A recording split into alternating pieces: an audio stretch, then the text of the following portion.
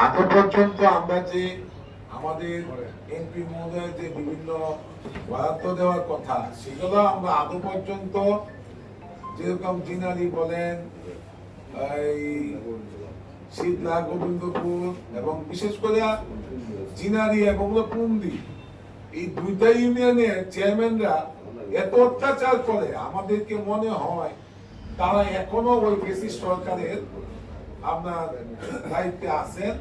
ওরা আদৌ পর্যন্ত আপনারা জানেন যে আমাদেরকে কিছু কার্ড দেওয়া হয়েছিল, এমপি মহোদয় সাহেব বলে দিয়েছিলেন যে তারা একটা পার্সেন্ট নেবে, বাকি কার্ডগুলা দলীয় ভিত্তিতে সেটা দেওয়া হবে। হ্যাঁ, সেই কার্ডগুলা কিন্তু তারা আমাদেরকে দেওয়া হয় নাই এবং তারা সেই কার্ড মানে ওই যে 15 টাকা না 20 টাকা কেজি চালের কার্ডগুলা সেগুলা কিন্তু দেয় না। সেহেতু আমি বলবো, যেহেতু আজকে আমাদের মাননীয় এমপি মহোদয় সব আছেন, আমি আজকে নির্বাহী কর্মকর্তার কাছে অনুরোধ করব, যেহেতু আজকে একটা সিদ্ধান্ত নেওয়া হোক যাতে তাদেরকে বহিষ্কার করা হয়। ধন্যবাদ সবাইকে।